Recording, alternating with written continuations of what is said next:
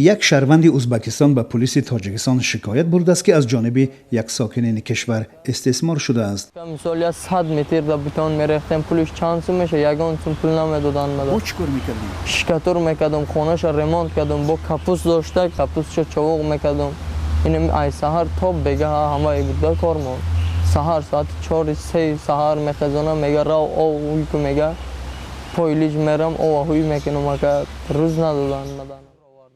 جسور امیروی 20 ساله برای خبرگیری مادرش که در تاجیکستان همراه شوهر دومش میزیست به ناحیه حصار میآید. بعد از چند روز مادرش برای کار به ترکیه سفر میکند و پدرندرش او را از خانه بیرون میکند. اومدم ازبکستان میرم گفتم با این مرد گفت که بیا گفت خانواده کار میکنی گفت پول تا میتیم گفت.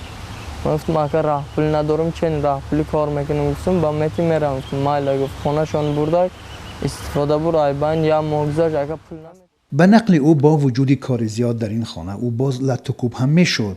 در نهایت وی درک میکند که انتظار راهکرا شدن از کارفرما بیهوده است. چیزی که شد که ایبان یا 8 مگذاش و در خونه‌شون رازبار شد ملیسا اومدن و همجه ما زدن طور خراک ده بودم ما. کی تو زد؟ اینم این نمان کتی سلیم طور خراک ده بودم اومدن ای پشتم زدم بالقه کتی غلطیدم و گریختم رفتم شهر آمدم من پیش تنکا آمدم دوری او با گفتگی عدل بوده همجا در آمدم عرض شکایت کردم.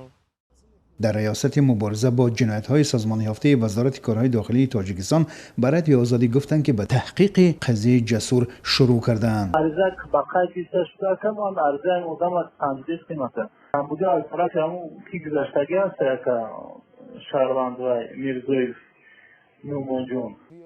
جسور امیروف میگوید مادرش از ترکیه برای برگشتش به ازبکستان $400 فرستاد. این مبلغ را هم کارفرما از دستش گرفت. اینجا یک چهار گفتگی زنه کرده در نام هوای روی کدگی بود هوای خونه همی آورد داد مده هم خیلی وای رفت که چهار پولا گرفتم ای دست وای ای در آمدم که ای دستم گرفته پولا.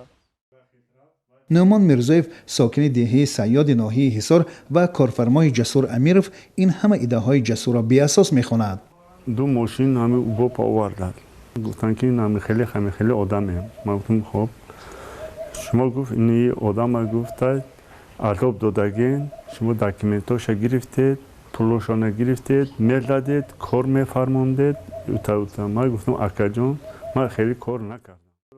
این صاحب خانه میگوید جسور در عریضه‌اش همچنین نوشته است که گویا او $400 را که مادرش از ترکیه فرستاده است گرفته است. زنم گفت که همون مرد بچه گفت $200 گفت دست ماده پول داد گفت بگاش آمده گفت همون $100 این همه خانه اولی ریموند نبود و در آمد اونجا پولا گرفته داده با شو خیلی رفت نیمی شو آمده با زنم ده گفته که این همون $100 بردگیش 200 سومی توجیکی آورده داده گفته که تو خیلی پولات رسخود نکن خیلی هر جایده تقسیم نکن تو هم گفتی که من بلیت میخرم من هم پولش ندیدم و تخمت کرده اونجا ده میگه که دست من ده $400 بود دست من کشیده گرفت گفت خیلی من آدم گنده میشدم 8 ماه همینجا ده زندگانی کرده خیلی چوه که نباشم رفته یگون جلوه نکرد. در حالی که سنجش عریضه ساکن ترمیز در حال بررسی قرار دارد یک منبع از وزارت کارهای داخلی تاجیکستان گفت فعلا به طور مشخص روشن نیست که این شهروند ازبکستان واقعا مورد استثمار قرار گرفته است یا نه.